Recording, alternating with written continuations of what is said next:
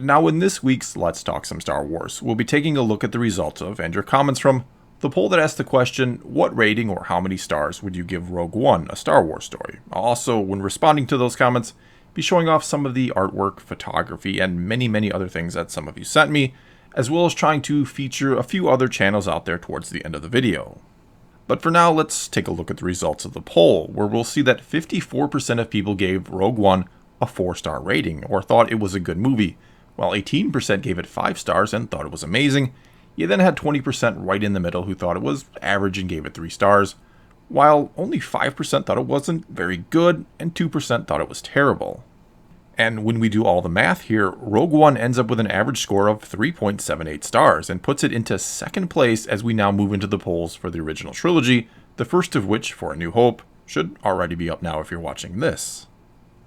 Anyway, one of the things I find most interesting about these results is I think there's this prevailing myth out there that some people or fans are just automatically biased against everything Disney Star Wars at this point, and will hate it or say they hate it pretty much no matter what. And my channel and those who watch it tend to get lumped into that category. Yet looking at these results, nearly 3/4 of people gave Rogue One, a Disney Star Wars movie mind you, an above average rating, while only 7% gave it a below one. And when we look at the score The Force Awakens got, and it ended up slightly above average, and the one Solo got, which was slightly below average, I'd say these scores are pretty fair and would maybe only be slightly higher if this poll was conducted by, say, an overtly pro-Disney Star Wars channel. In other words, these are not fans hating just to hate. These are not fans that haven't given Disney Star Wars at least a chance, and might actually like some or even a lot of it. These are fans who, by and large, are voting as fairly and as honestly as they can. These are fans who primarily were just utterly disappointed and felt completely let down by just one movie, as the poll for The Last Jedi will almost certainly show us in a few weeks. And I'm not saying that everyone who watches me hates The Last Jedi. There are plenty of you out there, at least I'm hoping some of you are still left, who love the movie and watch me despite our differing opinions, and will give the movie 5 stars in a few weeks. As I know there are also some of you out there who, yeah, you do hate all things Disney Star Wars at this point. But I'm going to make the wild assumption that there is or was something about Star Wars you loved, and that's why you're here. My point is that these polls and the comments left on them prove that everyone has a different take on Star Wars, but we can all agree we do love the franchise, or at least did. But anyway, we're here to talk about Rogue One, so let's get to your comments. And as usual, thank you to everybody who did leave one, and to those of you who voted. Also, a big thank you to everyone who sent me an image to use in the video here. The response was better than expected, shall we say, and to be honest, a tad overwhelming for someone who tends to be less than organized at times, so please do forgive me if you sent me something and it doesn't get included. I mostly picked at random, and I'll try to use stuff next week that I didn't have time for this week, or feel free to send it again if you want. Okay, now on to your comments for real this time, starting with the top rated comment, which this time came to us from Sugarcomb Films, who said, "Diversity done right. In my opinion, it's unnoticeable, as it should be, and takes a backseat to character." And I absolutely agree with this. When done right, no one has an issue with diversity in movies. What they will have an issue with is trying to make a point about diversity with your movie. Because when some people say they don't like the movie or the character that was being used to make some sort of statement or point, a lot of people, for whatever reason, then have to conflate not liking the character with not agreeing with the message. For example, just because someone doesn't like Rey doesn't mean they hate all women or can't tolerate them having a lead role in a Star Wars film. Yet since they made such a big deal out of Rey being the first female lead in a Star Wars film, which is awesome in most people's opinion, some have to believe that anyone who doesn't like her must be rejecting this idea. They can't understand that some people just don't like the character, that it has nothing to do with her gender.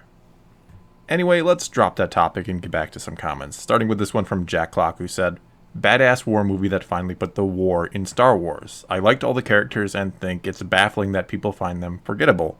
Also, the rebels aren't just strictly the good guys in this film, and that makes my Palpatine did nothing wrong ass happy." Then there's this comment from Phone Account who said 4 to 5 stars. "One of the first scenes was a rebel, quote-unquote good guy, assassinating his friend and contact because he was worried he was too injured to outrun the Imperials and would break under interrogation. What a gutsy intro that subverts our expectations by diving into the contradictions of the Star Wars universe rather than taking us out of it like The Last Jedi did." And something I've said before is that the main Star Wars movies or the saga films and whatever they come up with next should always more or less focus on the battle of good versus evil, Jedi versus Sith. Make it just cut and dry who's good and who's bad and who we should be rooting for, if you will. But I love the idea that some of the other movies or shows, like The Mandalorian will no doubt be, that they can dig into the gray areas, because obviously not everyone in Star Wars can simply be categorized as good or evil, and that sometimes good people have to do terrible things. Cassian shooting his informant was a great way to set the tone of that film. That war is hell, and it's full of sacrifice and hard choices, and it's cool to see that side of Star Wars finally, and that it's getting explored on screen. Which brings us to this comment from Christopher Hibbert, who said, "In war there is often self-sacrifice. Lives are lost, but for a noble cause. I loved how this was incorporated into Star Wars. Not all heroes can be present to receive a medal." And though this doesn't entirely pertain to the comment, I just really like that line about not all heroes get a medal at the end. There were a lot of people who said that they knew all the characters were going to die by the end of the movie, and some even said that it kind of ruined it in a way. But let's be real here, we didn't know with absolute certainty they were all going to die. In fact, to introduce a movie full of brand new characters into a universe like Star Wars, where you're always looking to profit off those new characters and use them again and again, but to instead kill them off before that could be done, was maybe the boldest move Disney and Lucasfilm have made thus far with the franchise, or maybe the second outside of Luke in The Last Jedi.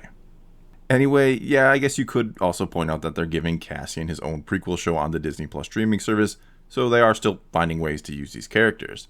But I didn't know they were going to die. Just because we don't see any of them in the other movies doesn't mean they weren't floating around doing other things. One example I like to give is, we don't see Mon Mothma till Return of the Jedi, but that doesn't mean she wasn't there leading the rebellion the whole damn time. She just happened to be elsewhere during the first two films. And the same can be said about the whole Rogue One team, assuming they had lived.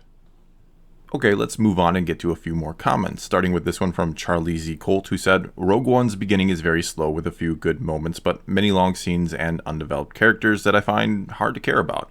The ending, though, is action-packed and amazing, much like Phantom Menace. Ultimately, only the last third of the movie is rewatchable, and I find myself wanting to skip forward upon multiple viewings." Then we have this comment from Idealistic Crusader, who said, "I love Rogue One, but I really feel it suffers from too much behind-the-scenes tinkering. The Edu sequence feels half-baked. How did the Rebels attack hit everything but Krennic's huge ship on the landing platform? I left the cinema after my first screening very disappointed because so much of the great imagery seen in the celebration footage was absent, like Jyn and Cassian storming the beach, saw soldiers on the beach, Jyn facing down the TIE fighter. I wish it had been more of the gritty war movie the director had said it was going to be." Then there's this comment from Dustin Combs, who said, "Good movie, a little overdramatic. Loved the interplay between Chirrut and Baze. Then Vader actually feeling like an unstoppable threat was a perfect note to finish on. A reason to want to hope." That then brings us to this comment from Baby Grogan, who said, "Honestly, I have no idea why people like Rogue One. All of the characters were pointless, disposable cardboard cutouts, probably so you wouldn't care when they died at the end. It fixes a plot hole that wasn't actually a plot hole. A huge space station would need exhaust ports, and firing a perfect shot into it was a 1 in a million chance. The fan service was poorly done and cringeworthy. Zombie CGI Tarkin and CGI Leia were creepy. The plot was meandering and more about flashy action than substance or anything interesting. It didn't destroy or kill any existing characters or change the course of the series, so I don't hate it like the sequel trilogy, but I didn't like it either and had no desire to see it ever again. The only good thing, in my opinion, was the droid, but that's not nearly enough to carry a movie." And I certainly think there are some very valid criticisms or complaints in these comments. I think Rogue One does suffer from a lot of the behind-the-scenes problems that it had, like the script being rewritten and a lot of the movie being reshot and then everything being patched together. And it's impossible to know if all of that saved what maybe would have been a bad movie, or if it ended up bringing down what would have been a better movie. And now moving on here, we have this comment from MovieCore, who said, "I unabashedly effing love this movie. The only thing I didn't like was Vader puns and Leia could have had better CGI. But Tarkin looked pretty good considering the limitations. The Vader scene was amazing. The practical effects worked for me. Loved Donnie Yen, even though he should have had a longer standing character in the Star Wars universe. K2 brought all the possible charisma. Ben Mendelsohn killed it as the villain despite being typecast. The Death Troopers looked awesome. And lastly, I love how they didn't cop out with Jyn and Cassian by having them kiss at the end or force a romantic subplot. The movie was all about camaraderie, and it stuck with that until the end."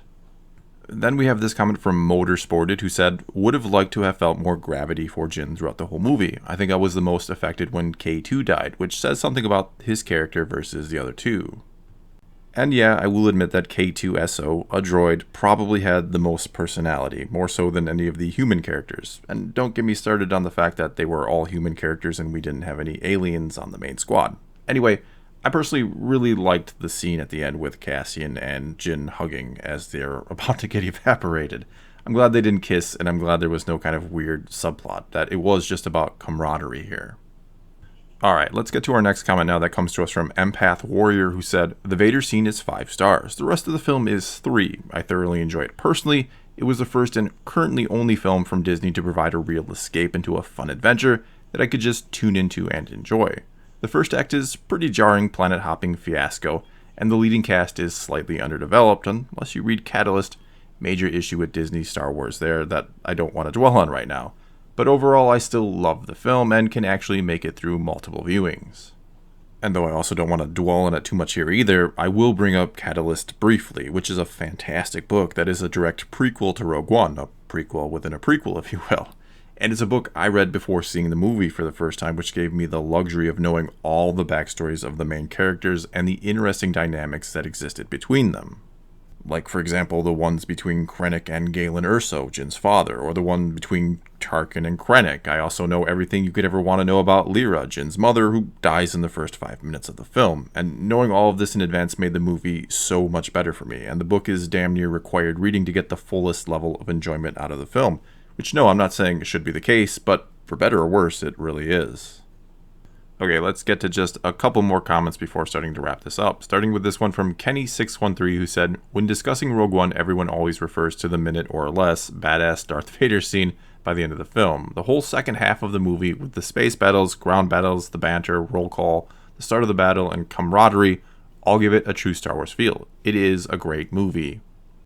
And yeah, like a lot of people, I do love the Darth Vader scene. Was it pretty much just shameless fan service? Yeah, you could say that. Does that bother me? Nah, still love it. Anyway, we always just assumed he was capable of doing something like that, and personally, I thought it was cool to finally see it. Anyway, the Battle of Scarif, both in space and on the planet, were amazing visual spectacles. And as many have said in the comments, I kind of wish the movie had been more of that, had kind of gone all in on the war aspect. We would have finally gotten a true Star Wars movie. Nevertheless, I still love Rogue One for what it is. That then brings us to our final comment, which comes to us from Signor Joey, who said, this movie had great action and showed how much of a beast Vader is. It also showed the more terrorist side of some rebel cells that was very much needed to make Star Wars a little more complex. The characters could have been a little more fleshed out, but they're dead anyway, so I can look past it. 4 stars. And quite honestly, I think this comment nicely sums up what the consensus was on this film. Some cool visuals and amazing moments. It brought some moral ambiguity into Star Wars, though it could have been better if the characters had been given a bit more depth. Overall, though, an enjoyable Star Wars film that many consider the best from Disney.